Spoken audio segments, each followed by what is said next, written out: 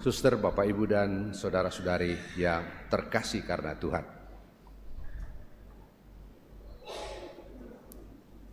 Kiranya tidaklah sangat mustahil bahwa pada suatu ketika tiba-tiba saja kita ingin hidup di pertengahan abad ke-21, oleh karena dalam benak kita muncul suatu keyakinan bahwa pada masa itu nanti segalanya akan lebih baik. Dan itu sudah mulai ada tanda-tandanya. Nanti barangkali jalan raya tidak perlu karena orang dari rumahnya langsung naik mobil yang pakai seperti pesawat terbang.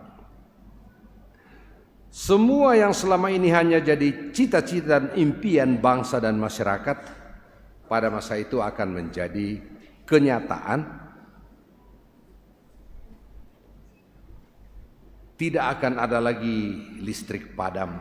Ya, kita di kota bersyukur jarang-jarang, tapi di desa-desa sering sekali ada pemadaman.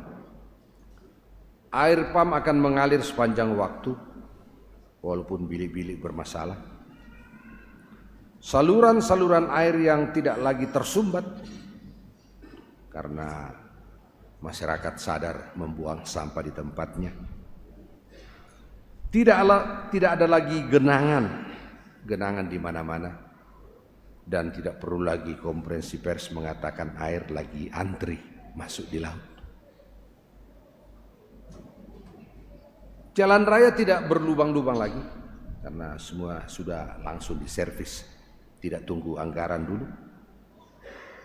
Lalu lintas lancar di mana-mana karena masyarakat patuh pada traffic light. Masyarakat merasa aman dari para penipu, pencuri, dan perampok.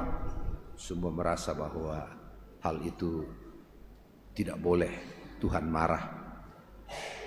Pemerintah sungguh-sungguh menjalankan roda pemerintahan yang bersih dari korup dan penyalahgunaan jabatan. Jadi tidak ada lagi korupsi 1.000 triliun. Saudara-saudara terkasih, jika memang demikianlah yang akan terjadi, maka masa depan akan menjadi suatu masa yang sungguh-sungguh penuh harapan. Sama seperti yang dialami oleh Abram ketika pada suatu malam Tuhan bersabda kepadanya, "Lihatlah ke langit dan hitunglah bintang-bintang yang ada di sana. Jika engkau dapat menghitungnya, nanti akan seperti itulah jumlah keturunanmu." Sebenarnya Abram hampir saja putus asa karena ia belum juga mendapatkan keturunan padahal sudah lansia. Gitu.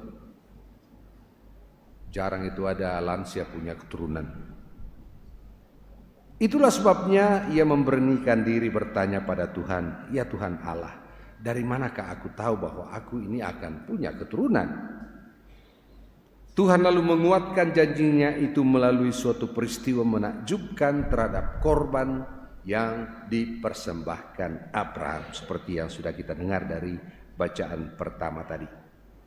Dengan janji itulah Abraham meneruskan perjalanan hidupnya menuju masa depan yang cerah. Saudara terkasih, arah ke masa depan pun ditampilkan dalam bacaan Injil tadi.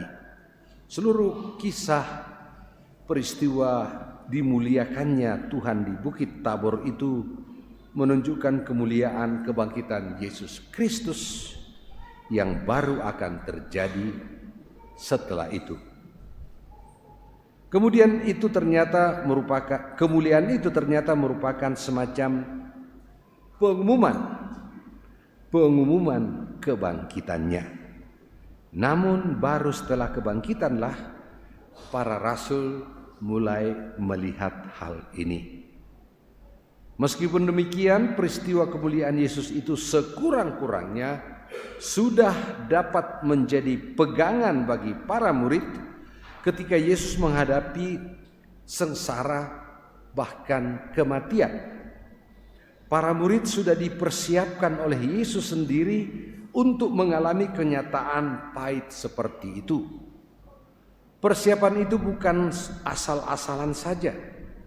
Bayangkan, ada Musa dan ada Elia tokoh-tokoh perjanjian lama yang sangat-sangat dikagumi oleh bangsa Israel, telah menjadi alasan yang kuat untuk membuktikan kebenaran ini, bahwa sengsara dan wafat Yesus memang merupakan karya pemenuhan janji Mesianiah, karena Musa yang telah menetapkan hukum yang berlaku di tengah umat Israel hadir sebagai pengesah atas jalan hidup Yesus yang memang ganjil itu. Demikian pula kehadiran Nabi ulung Elia memberikan bukti yang kuat bahwa janji Mesias kini telah terpenuhi di dalam diri Yesus. Yesus dari Nazaret itu adalah Dia yang dijanjikan. Dialah Mesias itu. Dan akhirnya sabda Bapa sendiri yang terdengar dari dalam awan. Inilah putraku terkasih, dengarkanlah dia, menjadi paling meyakinkan tentang siapakah Yesus itu dan bagaimana seharusnya kita manusia memperlakukan dia. Saudara-saudaraku terkasih, meskipun para murid telah diberi kesempatan oleh Yesus untuk memandang ke masa depan, dan dengan demikian telah siap menuju masa depan dengan gagah berani, namun mereka bukannya tidak mengalami lagi saat-saat kritis di dalam kehidupan beriman mereka. Sebagaimana kita ketahui dari Injil, mereka ternyata pada lari menyelamatkan diri masing-masing ketika gurunya ditangkap. Sampai-sampai Petrus harus menyangkal Yesus sebanyak 3 kali demi menghindari penangkapan atas dirinya. Akan tetapi mereka tidak selamanya demikian. Petrus segera setelah ayam berkokok langsung sadar, langsung menyesal atas perbuatannya dan kemudian bertobat. Ini berarti bahwa mereka tetap mempunyai pengharapan akan Tuhan Yesus. Saudara terkasih, kita pun memiliki pengharapan berkat iman kita kepada Kristus. Pengharapan itu telah diungkapkan secara berbeda oleh Santo Paulus dalam bacaan tadi ketika berkata, kewargaan kita adalah di surga. Meskipun demikian, kita masih sering juga mengalami bahwa iman kita goyah, kita kurang semangat, seakan-akan harapan kita itu mulai memudar. Apabila kita mengalami saat-saat yang demikian, marilah kita melihat kembali perjalanan hidup kita. Adakah kita terlalu memusatkan perhatian pada perkara-perkara duniawi? Ya, siapa sih tidak mau kaya, ya toh? Tapi jangan karena kejar kekayaan lupa masuk gereja, ya kan? Hal-hal kedudukan, semua mau jadi caleg gagal, baru bangkrut. Hal-hal ketenaran, mau jadi artis, pakai TikTok supaya tercepat. Sehingga kita tidak lagi mempedulikan nilai-nilai ilahi yang ditunjukkan Yesus. Bisa jadi juga bahwa kelemahan dan kelesuan iman itu bukan disebabkan oleh kehendak jahat, melainkan semata-mata karena iman kita itu begitu kerap terpakai, lalu kena debu, lalu jarang diservis.